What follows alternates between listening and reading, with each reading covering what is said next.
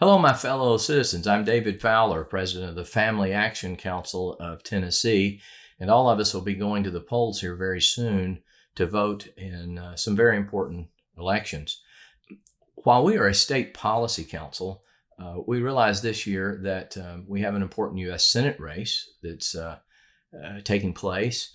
And increasingly, what happens in Washington, D.C. between the justices on the Supreme Court and who the U.S. Senate confirms and mandates and that come down from congressionally passed laws affect families, marriages, life, religious liberty issues here in Tennessee. So we extended an invitation to all three of the Republican candidates who are running for the United States Senate to do an interview with us in this kind of format where I could talk to them over the internet, and we could record it and ask them some questions. We asked them several times if they would like to participate, and we are glad that Dr. Manny Sethi took us up on the offer and wanted to share with us and with us, our constituents, his thoughts on several matters. So we're pleased to give you that introduction now, that information.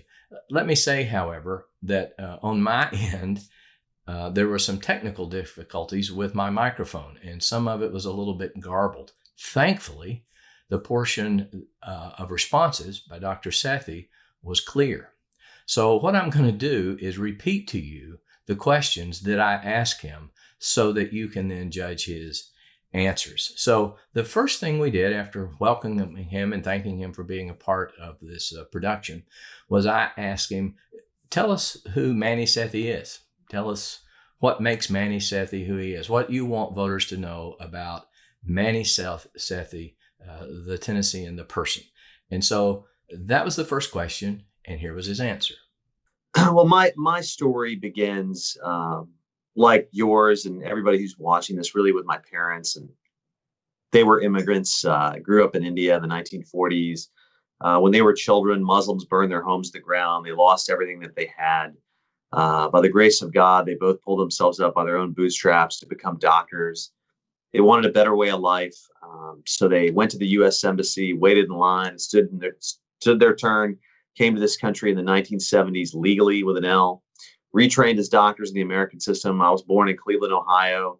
And at the age of 4, I moved to rural Tennessee to Coffee County, where they were doctors to farmers, and watched that growing up. Would make house calls with my dad in his big old blue Delta 88 Oldsmobile because there weren't many ambulances around. And he'd very rarely take money from some of these folks, and would always tell me, doesn't matter what's in your bank account, but what matters is the difference that you make. And that's how I was raised, and raised in a very conservative family, very pro-life, grew up appreciating the Second Amendment in our Constitution, and met some tragedy when I was a young man. I lost my father to liver cancer. And for those of you who are watching and you've lost your parents at a young age, you probably understand this, but it really does a number on you and it changes you. And for me, that's when I was saved. That's when I found Christ and realized I wanted to pursue medicine. And so for the last 10 years, I've been a trauma surgeon at Vanderbilt. Created a nonprofit called Healthy Tennessee with my beautiful wife, who I met when I was 16 years old, and we've been together ever since. We got 2 children. Went across the state, taking care of patients, getting them on the front side of their health.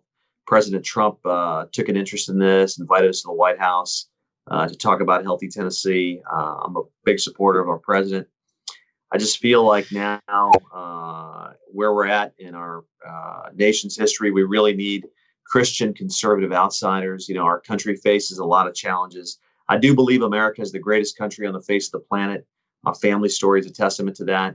But there are issues and challenges that we face. This mob of rioting, looting, and burning in the streets. We got to take these folks on. The communist Chinese government with their have taken our supply chains. We've seen this in the COVID crisis with our gowns, our gloves, our masks. I believe that we got to repeal and replace Obamacare. I believe that we have to tackle illegal immigration. I believe that we have to stand for life and our conservative way of life and religious liberty. And that's why I'm running. And that's who I am. So I'd be very grateful for your support. And I'm just so grateful to be here with you today. The second topic that we discussed with Dr. Sethi was the question of life. And so specifically, we said to Dr. Sethi, a lot of political candidates say they're pro-life. But what does that mean to you? So when you say, I'm pro-life, what does that mean? And why are you pro-life? And here was his answer. First of all, as a Christian, I believe that all life begins at conception. As a trauma surgeon, I have taken an oath and sworn to protect life. It's what I do every day. For example, I was in a room in Memphis 2 days ago at a fundraiser. I had walked out and I was getting in the car, and I said, I should go back and say goodbye to the host.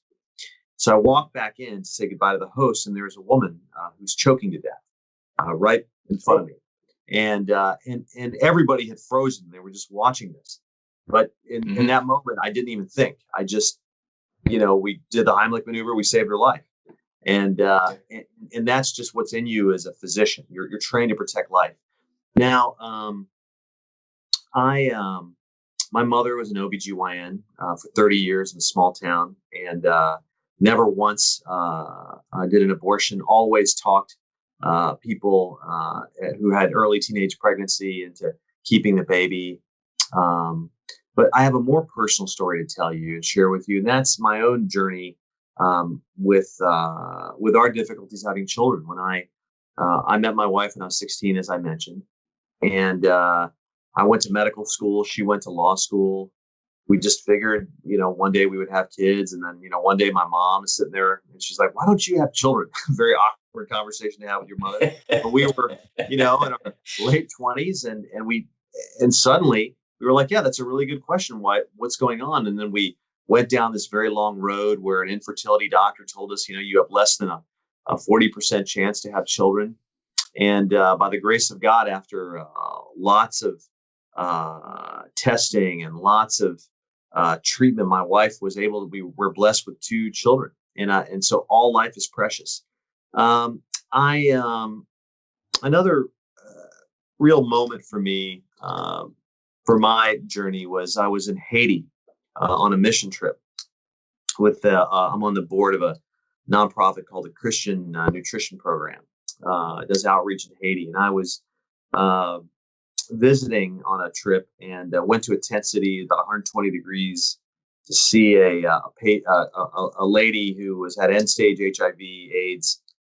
Father had tuberculosis, very bad. And when we were there, we found the 6-week-old baby in sort of a wash bin, and the baby wasn't breathing, and we resuscitated her. And now through videos and pictures, I've seen her grow up into this beautiful girl. They named her Coritina.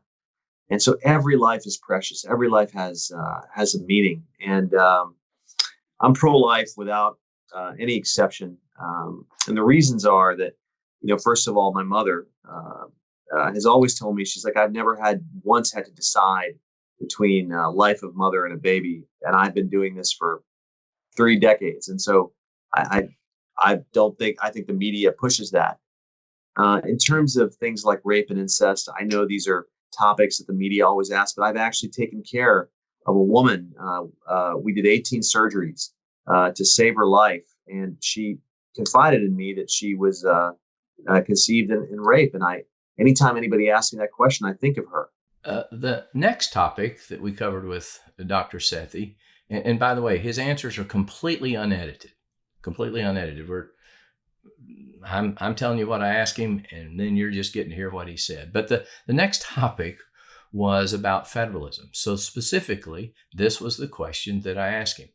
U.S. Supreme Court Justice Anthony Kennedy once wrote an opinion that said, in the context of the 10th Amendment, the framers split the atom of sovereignty. What does that mean to you? And of what importance would that be to you if you're the next United States Senator? And here's his answer. Well, I very, very strongly believe in the 10th Amendment. And I think that where it is not clearly stated, I think it should go to the states and be a state's right to decide. And I think that's the power of America. And I think not only the state, but that empowers citizens of that state. And so as a United States Senator, where I would lie on any issue would be to try to return decision-making and authority to the state level wherever it's possible. And I mean, just to give you my viewpoint on this, I mean, I have seen, just to bring it back to, let's take Obamacare, for example. Now, as a physician, what I have seen is the federal government getting between me and my patients, starting to make decisions when they are thousands of miles away and have no idea what's going on. And it's fundamentally changed the practice of medicine. And so, in a very similar fashion with our states, how can a federal legislator or some bureaucrat know what's going on in Tennessee? And so, I think wherever it's possible, we have to give rights back to the state. I mean, that's the power of federalism. But right now, that's not what's happening. To be honest with you, I think that the federal government is usurping authority, and we have to move away from that. You know, Mike Lee wrote this book, which is beautiful. It's called The Lost Constitution, and it talks a lot about these issues, about the loss of federalism, and I think we need to return to that. But if I'm your next U.S. senator, that's what I would try to do in every decision I made. The next topic we discussed with Dr. Sethi was about judicial supremacy, and specifically, this is the question that I asked him. It's rather long, so I'm going to quote it. But here's what I said. In his inaugural address, President Abraham Lincoln said, quote, "If the policy of the government upon vital questions affecting the whole people is to be irrevocably fixed by decisions of the Supreme Court the instant they are made in ordinary litigation between parties, the people will have ceased to be their own rulers, having to that extent practically resigned their government into the hands of that eminent tribunal." Then in 1958, in Cooper versus Aaron, Chief Justice Earl Warren wrote this, quote, "The federal judiciary is supreme in the exposition of the law of the Constitution. It follows that the interpretation of the 14th Amendment enunciated by this court is the supreme law of the land, and Article 6 of the Constitution makes it a binding effect on the states." So, Dr. Sethi, what do you make of these two statements, and which do you believe to be most consistent with the powers actually given to the federal judiciary under Article 3 of the U.S. Constitution? And here's what he said.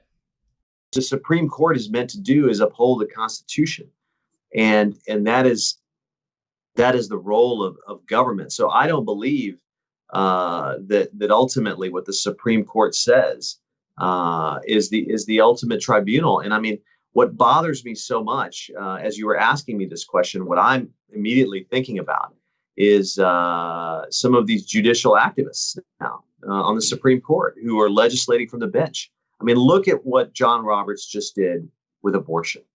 Look at what's happened with this Civil Rights Act of 1964, the Title IX issue that they just did, or DACA, and so in all cases, the Constitution is is our founding bedrock document, and the Supreme Court is meant to uphold that, but it is in no way the ultimate tribunal.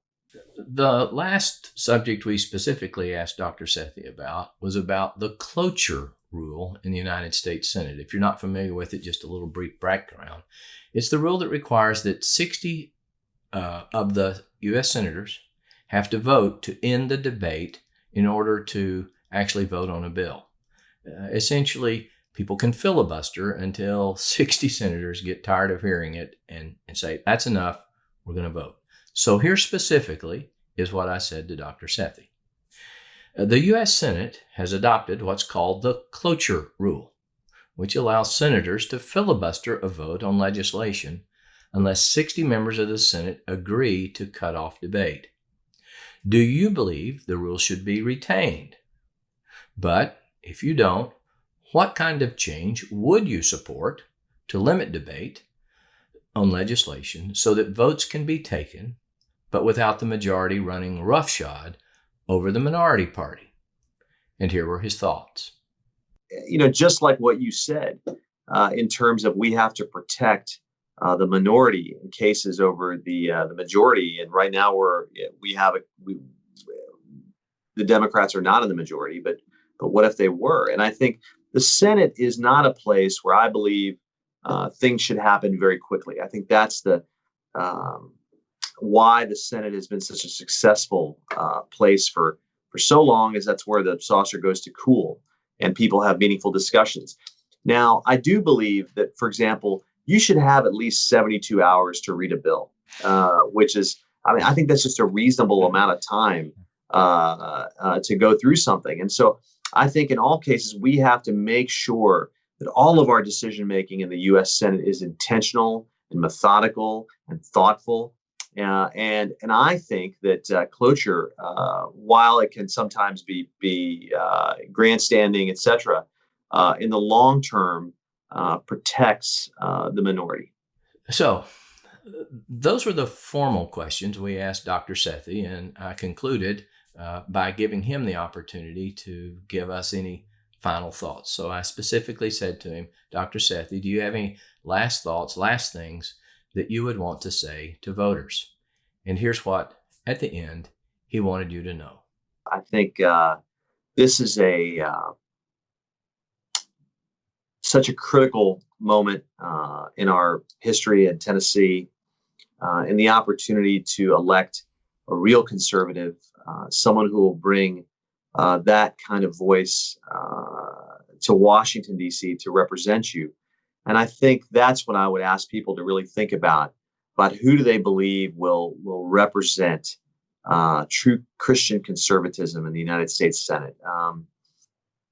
As I've told you and explained, I'm pro-life, period. I believe in the Second Amendment. I believe very, very strongly. I'm an originalist in my interpretation of the Constitution. And I've never run for anything. I have never run for anything. I'm doing this because the Lord put it in my heart to make a difference. Just like I was put on the path to become a trauma surgeon and create a nonprofit. It's all about making a difference in the world and doing what you believe your faith in Jesus Christ calls you to do. And so I'd love to have your help. I'd love to have your support. Thank you so much for having me with you today. So thank you for watching. I hope you found this informative. Again, we invited all three of the Republican candidates to participate. We're thankful that Dr. Sethi decided to participate. We hope you'll find the information useful, and feel free to let us know if you have any questions, and please share this information with your friends who are wanting to know how to vote.